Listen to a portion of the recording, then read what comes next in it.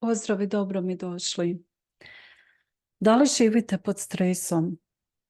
Barem u nekom trenutku svog života ste, vjerujem, iskusili stres, možda kroz duži period, možda kroz kraći, no činjenica je da većina ljudi zapravo živi pod nekom vrstom stresa svakodnevno, nisu možda toga ni svjesni, a to zapravo sve utječe na nas na negativan način. Stres je u nekoj mjeri i dobar jer nas pokreće, pod određenom količinom stresa onako funkcioniramo na produktivniji način, no ako je to u pretjeranoj količini i kroz dulji vremenski period, onda to zapravo ima negativne efekte i odražava se tako da nam je smanjena ta produktivnost, smanjena je moć onako racionalnog razmišljanja i tako dalje. I kroz duže vrijeme potreba nam je neki period oslobađanja od tog stresa. I sad ću vam u ovoj epizodi malo približiti zapravo što je to što uzrokuje stres i kako onda pretvoriti stres u mir. I zato ostanite sa mnom do kraja i podijelite ovu epizodu sa nekim za koga znate da je podložan stresu, da ima izazove sa kontroliranjem stresa i tako. Vjerujem da ćemo biti u pomoći. Od stresa do mira. Koji je tu proces i o čemu se zapravo radi? Stres je stanje uma i mir je isto tako stanje uma, ali veoma različito stanje uma. Sjetite se onog modela o kojem smo već mnogo puta govorili u prijašnjim epizodama, a to je da se desi neka okolnost, neki događaj u našem životu i onda o tom događaju mi stvaramo neko mišljenje. Znači, javljaju se misli. Imamo svoje zaključke, donosimo neke sudove, da li je taj događaj bio dobar ili loš i tako dalje. Na temelju tih misli se stvaraju emocije. Te emocije mogu biti dobre, pozitivne, a mogu biti i onako teške. Strah, grč, nemir, stres. Na temelju tih emocija se onda javljaju neke akcije koje poduzimamo sukladno sa emocijama koje osjećamo. I onda te akcije proizvode neki rezultat. Znači, uvijek ide u tom slijedu. Prvo se desi nešto, javljaju se naše misli, javljaju se emocije, poduzimamo akcije i dobijemo rezultat. Bilo da nam se on svidi ili ne. I kako onda od stresa doći do mira? Radi se o onom prvom koraku.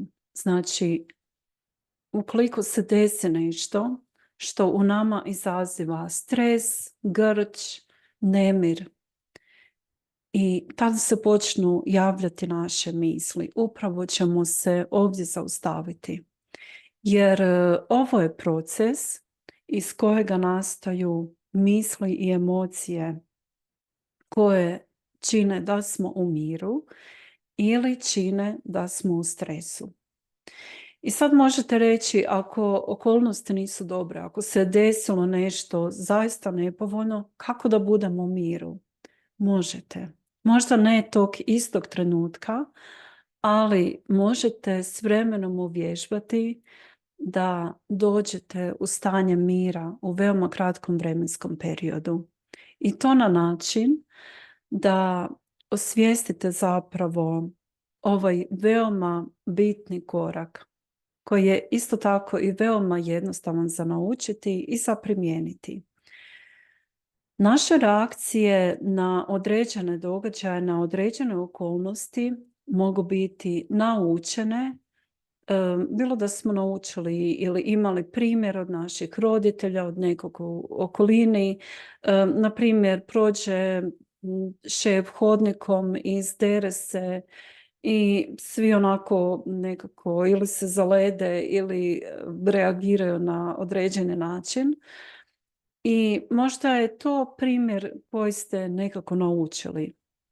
Znači, te reakcije su često puta naučene i dešavaju se onako refleksno, jer često puta o njima uopće ne razmišljamo i naš mozak i naš zapravo nije stvoren da previše razmišlja kako će reagirati, nego sjetite se da je zapravo naš tu i naš mozak da nas održi na životu, da nas očuva opasnosti, nije napravljen da budemo sretni.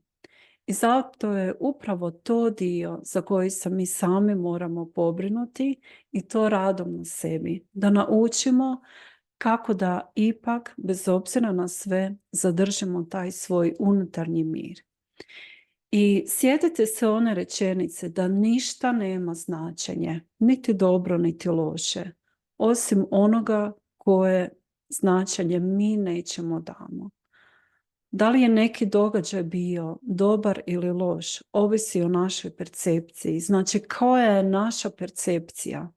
Koja je ta prva misao koja nam se javi i odakle ona dolazi? To je vaša zona moći.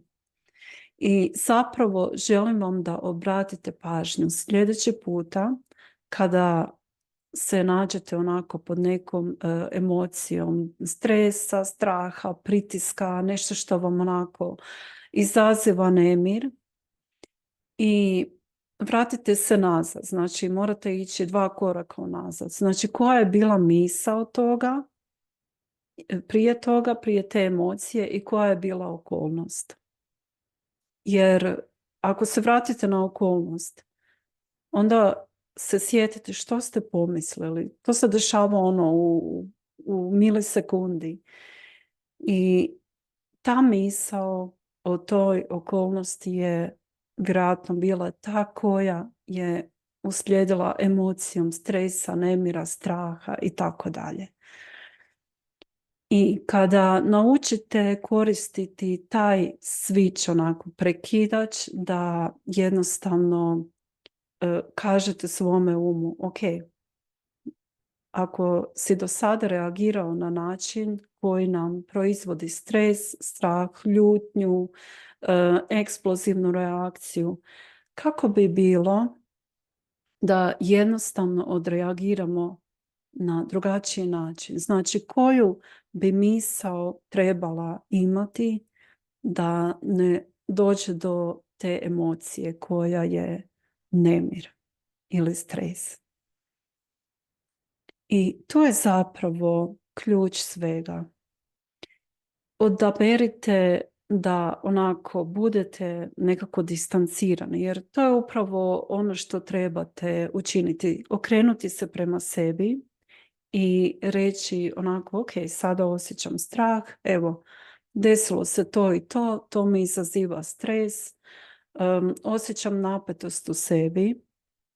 I jednostavno onako izdvojite se od situacije. Malo se distancirajte samo. U svojim mislima, naravno. Okrenite se prema sebi i zapitajte se kako bi sada bilo da osjećam emociju mira. Kako bi se sada osjećala. I vidjet ćete da samim time što ste maknuli fokus sa toga šta se već desilo, od toga što vam izaziva stres, vaš će tražiti način da vas dovede u to stanje mira ili možda smirenosti za početak, neko mirnije stanje od one reaktivne prve reakcije instant koja se javi na neki događaj, na neki trigger. I zapravo to je proces koji onako trebamo svjesno odraditi. Jer stres je toksičan za naše tijelo kroz duži vremenski period. I dok smo u takvom stanju nemira, stresa, često puta i straha, zapravo naše tijelo to sve itekako osjeća i na neki način i snosi posljedice ako ne naučimo kako poduzeti nešto i naučiti kako kontrolirati. Znači, jer se na takav način stvaraju onda i oni hormoni stresa koji nekako narušavaju ravnotežu i balans u našem tijelu i dugoročno počinjemo osjećati neku vrstu boli, javi se neka bolest i tako. I zato je veoma, veoma važno znati kako postići taj balans.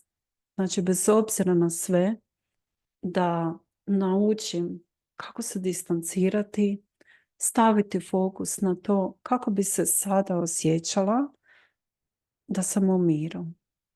Koje misli bi trebala imati da uđem u stanje mira. Evo, dragi moji, uvijek se sjetite toga modela. Prvo se desi neka okolnost. Neka vanjska okolnost na koju mi vjerojatno nemamo utjecaj, jer imamo utjecaj samo na ono što se dešava unutra. Tada se javlja naša misao i tu odabiramo koja misao će to biti i sukladno time koju emociju mi proizvodi ova misao. Koje akcije mi proizvodi ta emocija. Znači, šta je to sljedeće što ja činim ili ne činim i koji onda imam rezultat.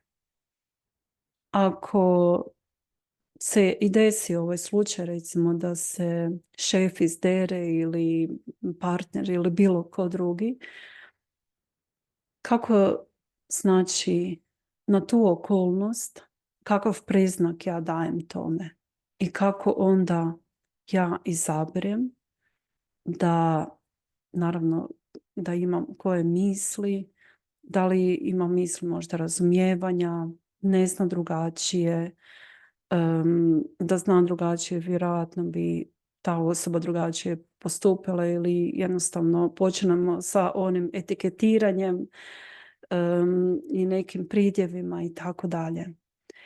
Evo, tako da je zapravo postati svjestan ovih malih dijelića u vremenu koji se dešavaju zapravo i tih reakcija koje se dešavaju u našem umu, daje nam veliku moć i snagu i zapravo kontrolu nad onim što mi radimo, kako se osjećamo, jer to je zapravo samo na to zapravo onda imamo utjecaj.